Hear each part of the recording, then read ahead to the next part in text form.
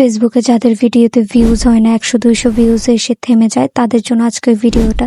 Just এই কয়টা settings on করুন এবং কি দেখুন আপনার পেজে চেক করে যে সেটিংসগুলো অন আছে কিনা, তাহলে দেখবেন আপনার ভিডিও আগের তুলনায় অনেক ভালো ভিউজ আসবে। তো কি সেই সেটিংসগুলো, চলুন প্রসেসটি দেখিয়ে দিই। ভিডিওটি কিন্তু একটু স্কিপ করবেন না।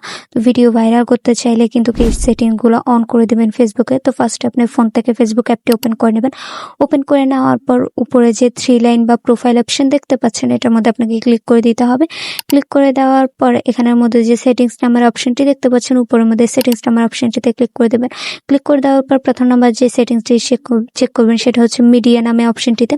প্রথমে মিডিয়ার মধ্যে ক্লিক করে দেবেন। ক্লিক করে দেওয়ার পর এখানে on mobile data and wifi এই অপশনটি যদি অন করা থাকে তাহলে আপনারা নেভার দিয়ে দেবেন। নেভার অটো প্লে ভিডিও এটা সিলেক্ট করে দেবেন। তারপর নিচের দিকে একটা অপশন আছে, সেটা হচ্ছে open links in device browser, এটার মধ্যে এক্সটার্নাল ব্রাউজার এটা সিলেক্ট করে দেবেন। তারপর অটো ক্যাপশন এটা সিলেক্ট করে দেবেন। এই কয়টা সিলেক্ট করার পর এখান থেকে বেরিয়ে আসার পর পোস্টের মধ্যে ক্লিক করবেন। পোস্টের মধ্যে ক্লিক করে দেওয়ার পর who can see your post, এটার মধ্যে এটা পাবলিক আছে কিনা চেক করবেন। তারপর এখান থেকে বেরিয়ে আসবেন। বেরিয়ে আসার পর এখানে আরেকটা অপশন আছে, সেটা হচ্ছে রিলস নামে। রিলসের মধ্যে ক্লিক করে দেবেন। রিলসের মধ্যে ক্লিক করে দেওয়ার পর উপরে follow others to using your original audio, এটার মধ্যে ক্লিক করবেন। ক্লিক করার পরে এটা যদি অরিজিনাল অডিও ইউজেস অনলি থাকে তাহলে উপরে remix and original audio uses এটার মধ্যে ক্লিক করে দেবেন। ক্লিক করে সেভ অপশনে ক্লিক করে দেবেন। সেভ অপশনে ক্লিক করে দিলে এই সেটিংগুলো আপনারা অবশ্যই আপনার পেজের মধ্যে অন করে দিবেন। তাহলে দেখবেন আগের তুলনায় অনেক ভালো ভিউজ আসছে ভিডিওর মধ্যে। তো অবশ্যই সেটিংসগুলো অন করে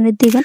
তো ভিডিওটি ভালো লাগলে ইউটিউব থেকে দেখে থাকলে সাবস্ক্রাইব করে রাখবেন, ফেসবুক অ্যান্ড টিকটক থেকে দেখে থাকলে ফলো দিতে কিন্তু ভুলবেন না।